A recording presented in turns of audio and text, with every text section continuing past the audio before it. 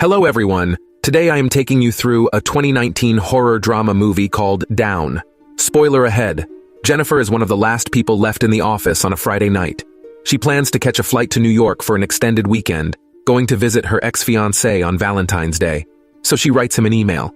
She doesn't want to be late for her flight, so she grabs a bunch of candies and leaves the office. At the same time, Guy is also preparing to leave his work.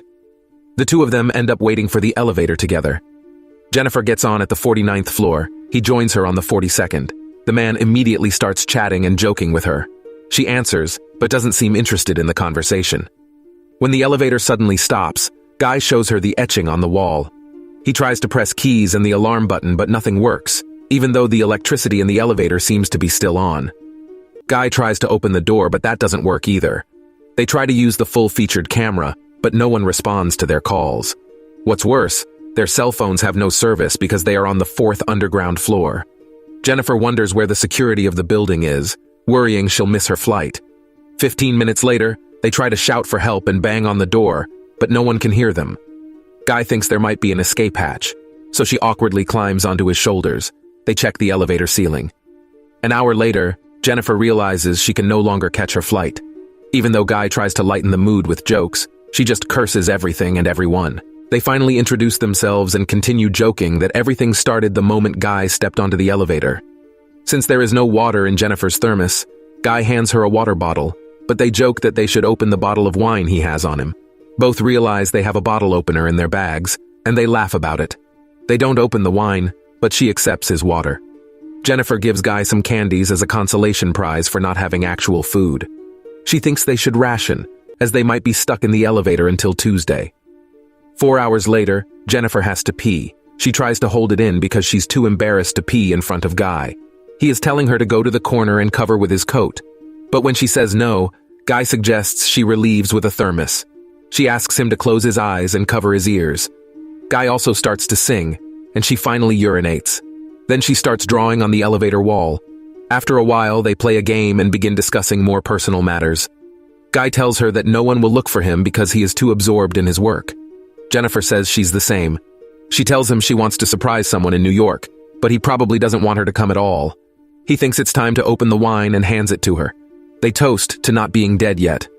Much later, they are busy attracting each other and closing the distance. Guy admits that he has indeed seen her in the office building before. He just didn't share because he didn't want to sound like a stalker and make her uncomfortable. She doesn't react as badly as he imagines. In fact, she laughs it off. They finish their drawings and show each other. The portrait she gives him is more hilarious, and his is more serious. Jennifer apologizes and takes a picture of the drawing, saying if they survive, she will use it as her profile picture. Next, they talk about food, and since they're both hungry, she asks Guy to change the subject. Guy lists different things. She chooses to talk about sex, stands up, points the camera at him, and asks him about the dirtiest place he has ever made love. Guy is a bit shy, so she shares her story first. She tells him a story about a former boyfriend from her college days and their sleepover in the library. When it's Guy's turn, he still doesn't want to share his story because he doesn't think he has an interesting one. Jennifer tells him to make one up. Guy tells a story about a sexy girl wanting to be with him at a work picnic. He says they got drunk, got in the car, and she started undressing while he was driving. Guy becomes strange and uncomfortable again, tells Jennifer he got aroused, and he had to stop. He apologizes because he thinks he crossed the line, but she says it's cool. The man awkwardly approaches her, kisses her, and then starts undressing. They get intimate in the elevator. Afterwards, Guy tells her that he might fall in love with her, but she ignores him.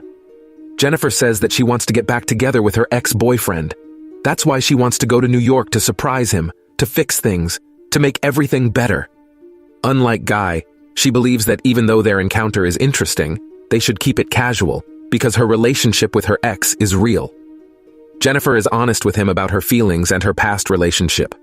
On the other hand, Guy believes there's a connection between them, and her ex doesn't deserve her. She's upset because she's obviously still in love with him and tells him that when they get out of the elevator, they will go back to their own lives.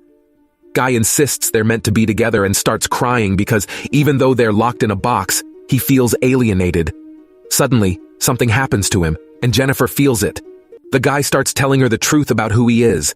He lied to her about where he works and his name. The man tells her that he not only noticed her, but sees her at work every day. He pulls out his phone and shows Jennifer the security photos on his phone, listing the time and date on his phone. The guy even has a video of her entering the elevator that night. Jennifer is scared. He tells her he's actually the security guard for the building and gets angry when he explains that no one ever notices people like him. Even though he works at the front desk, she doesn't recognize him. He believes he knows her better than her ex-boyfriend and tells her everything that happened that night was his plan. The man pulls out a key and opens the elevator. Jennifer can't believe what he's done to her. She says she will call the police and he'll rot in jail. He doesn't like that, so he grabs her, and they start struggling. During the fight, Jennifer spreads her legs and breaks the elevator key. They continue to fight, and she knocks him down with her shoe. Jennifer is scared that she killed him, so she approaches to check on him when he suddenly jumps up and knocks her down. They're both unconscious in the elevator. After a while, Jennifer wakes up to find that the man is already conscious. She asks him why he did it. His reason is that he wanted to isolate her from everything so they could form a connection on a human level. He says not only did they have a date, but their whole weekend relationship was trapped in the elevator. Jennifer believes he won't escape punishment because someone is sure to come to rescue them. Unfortunately, she finds out that this man has taken all the shifts for that weekend, and the other two guards won't be back until after the extended weekend on Tuesday. Jennifer asks him what he'll do, and he says he would rather kill her than go back to jail. He claims he never forced her to do anything, but Jennifer tells him he kidnapped her. This sends him into a vortex of anger. When he calms down, he opens the gift that Jennifer bought for her ex-fiancé. He finds a shirt and a box in the bag. The man puts on the shirt and tells Jennifer to open the remaining gift. Jennifer opens the box, revealing a cigar, along with necessary tools like a cigar cutter and lighter. He lights a cigar, further mocks Jennifer, even says she could have come back with all the nice gifts. With a hint of irony, he wishes her a happy Valentine's Day. After a while, the man apologizes to Jennifer for scaring her and asks if they can reconcile. He asks for another chance and tells her she doesn't need to answer right away, but to consider it. The man comments on the travel advertisement playing in the elevator, saying the people in the video look happy together. He tells her that one day he will take her on a vacation from the advertisement. The neon light in the elevator breaks. He's annoyed, so he smashes it with Jennifer's thermos. The guy realizes the light bulb under the ceiling will eventually need to be replaced. He thinks he can remove the panel and then exit the elevator. When he opens it with the thermos, Jennifer stands beside him. He asks Jennifer for a boost to stand up and promises he'll come back for her. However, Jennifer thinks it would be easier if he gives her a boost because she doesn't have the strength to do it. He doubts whether she will come back for him. She will call the police. Jennifer tells him everything he wants to hear and convinces him to boost her up. She stands on his shoulders and exits the elevator. The guy tells her where the ladder and door are, glad that they have finally escaped. Jennifer turns around, flips him off, which annoys him. As she climbs the ladder, he also finds a way out of the elevator. The guy ties two pieces of clothing together and throws it onto the elevator beam. Jennifer is already heading towards the door. He starts to climb. He tells her she better run because she's dead now.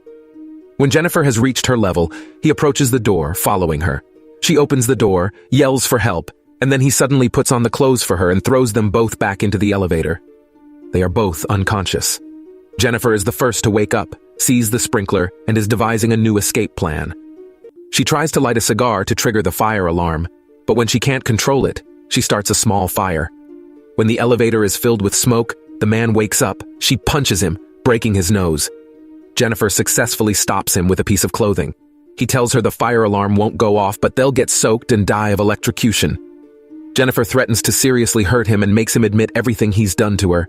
She opens the camera and explains to herself what she knows. Jennifer points the camera at him and asks for his real name. He says his name is John Diggins. John admits he deliberately trapped them in the elevator. He even carves the plan on the wall. That Friday, he stops the elevator with a key when she is not paying attention. Jennifer makes him admit that he trapped her in the elevator. John admits to luring and kidnapping her. She keeps questioning him, so he confesses everything he did to her on camera, from slamming her head on the floor to throwing her against the wall. Jennifer asks why. John says he just wanted to date her. If he asked her out normally, she would reject him. He tells her who he was before he became a security guard. He was an accountant, worked at a large company, was a real big shot. He tells her the story about the girl in the car is true, but the ending is different than what he implied. He eventually missed an exit and drove straight into a canyon. The car flipped 7 times and finally stopped by a tree. The girl died in the collision. John only went to jail for 6 months because he had enough resources to protect himself. When he gets out, the only job he can get is a security guard. Months later, he wants to be himself again, to feel something. Jennifer still doesn't understand why he chose her. He says it's because she's great. Monday comes, they're still trapped. Another security guard, Eddie, brings his new girlfriend to the building, shows her the rooftop. When they enter, he is looking for John. When he can't find him, he checks the security monitor. Eddie sees John and Jennifer trapped in the elevator and wakes them both up. Jennifer begs him to get them out. As his girlfriend falls asleep on the couch, he tells her he's coming down to get them out. Eddie goes to the elevator, pries the door open with a crowbar. Jennifer wants to get out, but he tells her he needs to fully open the door first, then leave. Suddenly, John knocks her down. He tells Eddie he is there and hands the key to John. He tells him it's not working. Eddie says he'll crawl in to help them. He's trapped in the elevator, sees what's going on in the elevator. John opens the elevator and cuts him in half. He knocks Jennifer down again, then takes her to his car and puts her in the trunk. John returns to the building, deals with Eddie's body and clothes. He cleans himself up, puts on his uniform and puts a cigar in his pocket. When John comes to the front desk, he deletes all the videos from the security camera. When Eddie's girlfriend wakes up, John kills her too and throws her down the shaft as well. John gets in the car, takes Jennifer to a secluded place and disposes of her. He prepares a trash can filled with gasoline. Before he opens the trunk, John tells Jennifer he still likes her and regrets that they can't be together. Jennifer pretends to be dead. When John walks to the trash can, she hits his head, gets in the car and starts driving. Once, when she finds a lit cigar in the tray, she stops. Jennifer starts to reverse, hitting a frightened John. She gets out, sees him in the trash can. Jennifer relights the cigar, walks away, then she flicks the lit bud into the trash can, burning John alive.